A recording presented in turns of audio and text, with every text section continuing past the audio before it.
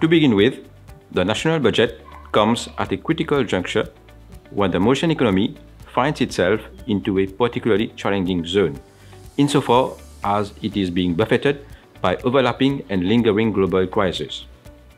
A fresh economic update from the United Nations warned that the world economy may be on the cusp of a new crisis. It stressed that the war in Ukraine has upended the fragile global recovery and exacerbated inflationary pressures. In Mauritius, whereas there are encouraging signs of recovery, we note that GDP is in real terms yet to retrieve its pre-pandemic level.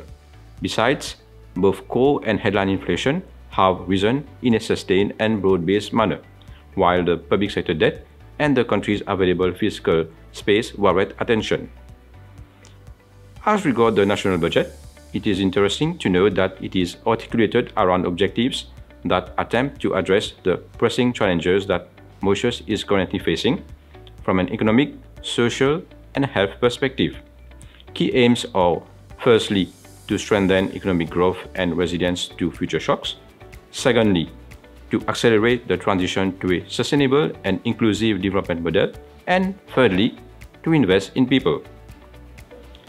Against this backdrop, it is comforting that the budget attempts to promote the well-being and progress of the Mauritian economy and society in difficult times.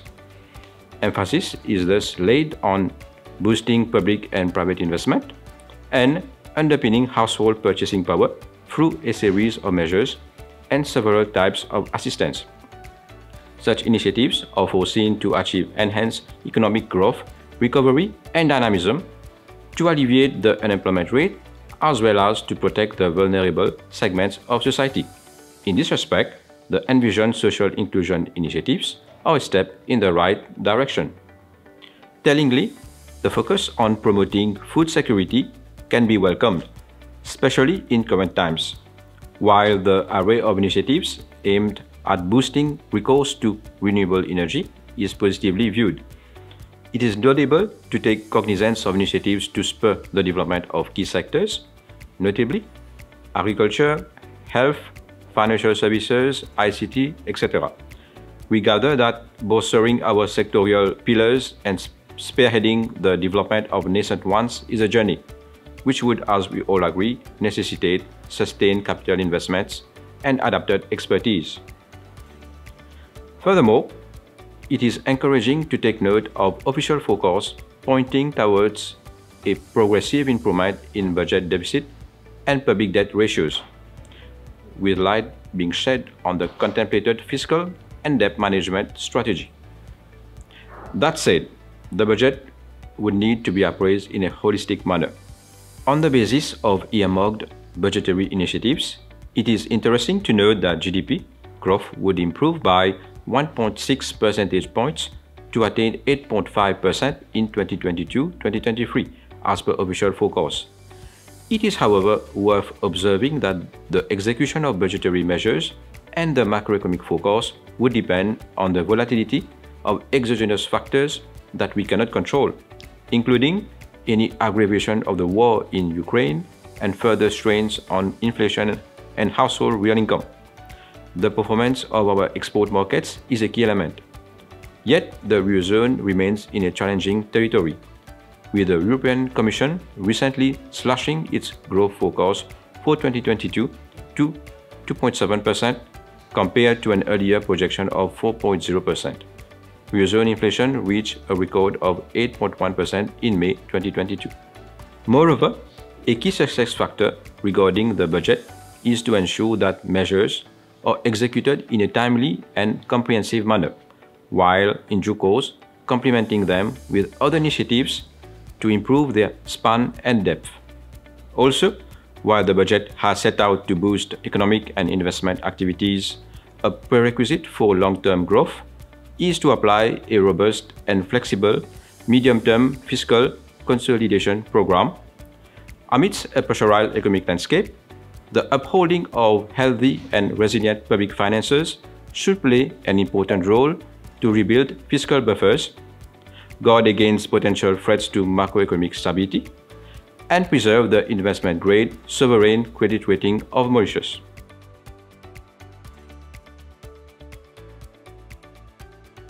alongside making allowance for the main orientations of the budget and associated avenues, SBM will be guided by its risk appetite and strategic intents. Overall, SBM remains committed to partaking in the collective efforts of and in the key projects unleashed by the public and private sectors to further reignite, modernize, and reshape the Mauritian economy. The country is facing up to testing times, and SBM remains intent to thoroughly assist the economy and society in the wake of their aspirations and endeavors. Along the way, we seek to be a meaningful partner and enabler in the wake of the authorities' ambition to entrench the Mauritian IFC as a credible jurisdiction that bridges the African and Asian continents in terms of trade and investment.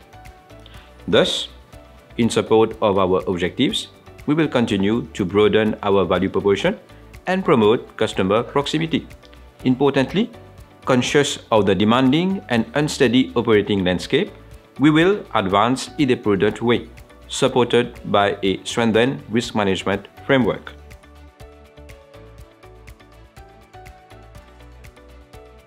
In a nutshell, the global and local economic environment is fraught with non-negligible risks that show limited signs of meaningfully abating in the short term. But while being daunting, current economic strains can certainly be combated via the collective efforts of the public and private sectors and the endorsement of a spirited and pragmatic approach from a decision-making perspective. For Mauritius, the confluence of globally induced turbulent events is an excellent opportunity to energize all economic and social actors. The aim would be to instigate pluralistic and creative advocacies in favor of more resilient, purposeful, and sustainable behaviors and actions, notably those serving to accelerate the country's transition to green energy and to promote greater social inclusion. As Nelson Mandela said, may your choices reflect your hopes, not your fears.